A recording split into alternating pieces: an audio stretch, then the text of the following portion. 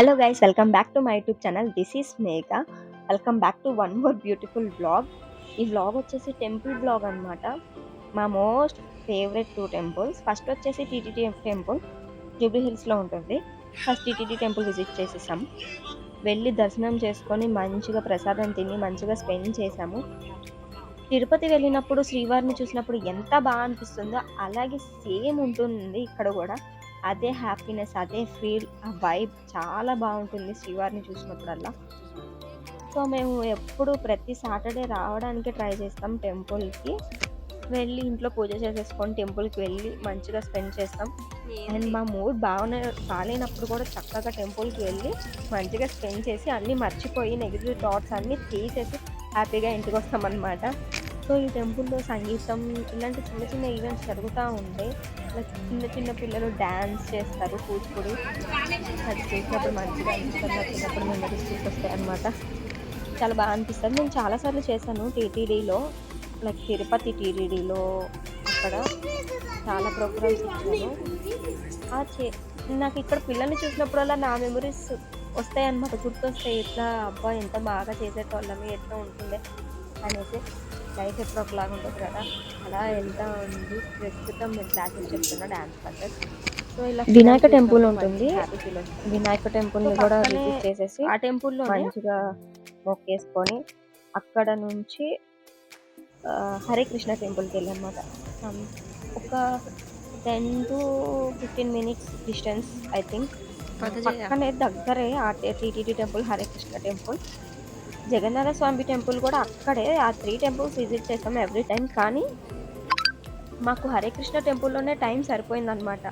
మాకు తెలీదు అక్కడ ఈవెంట్ జరుగుతుంది అనేసి. సో ఆ రోజు నరసింహ చతుర్దశి అంట. కలకల్లాడుతూ అందంగా చాలా బాగుంది. ఫస్ట్ అయితే ఆంజనేయ స్వామిని దర్శనం చేసేసుకున్నాం. నెక్స్ట్ లోపలికి వెళ్ళాము, క్యూ పెట్టారు.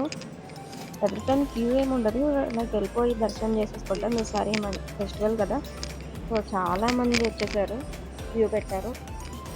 దర్శనం చేస్తాం. ఇంతకుముందు చిన్న చిన్న విగ్రహాలు ఉండేవి క్యూట్గా, ఇప్పుడు పెద్దవి పెట్టారు. చాలా అందంగా రెడీ చేశారనమాట. అసలు ఎంత బాగా, చాలా అందంగా రెడీ చేశారు. చాలా బాగా నచ్చేసింది నాకైతే. చాలాసేపు అక్కడే నిల్చొని చూస్తున్నా. అండ్ ఇంకొకటి, అక్కడ ఒక గుడిసెలాగా ఉంటుంది. లోపల ఏముంటుందో ఇప్పుడు దాకా కూడా తెలియదు అనమాట.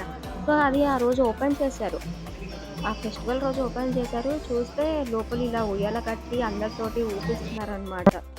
చాలా బాగుంది. అలా ఊపించేసరికి మంచిగా అనిపించింది ఇద్దరికి. బయట అయితే బొట్లు పెడుతున్నారు, సో మేము కూడా పెట్టించేసుకున్నాం.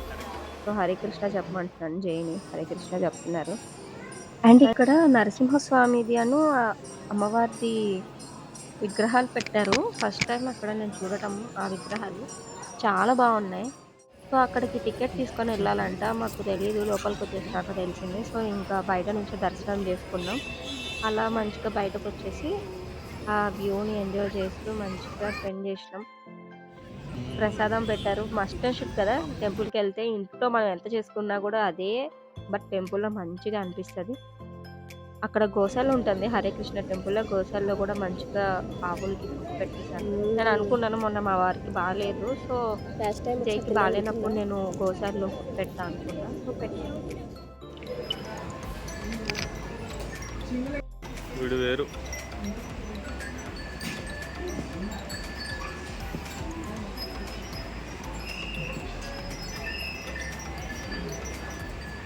చూడు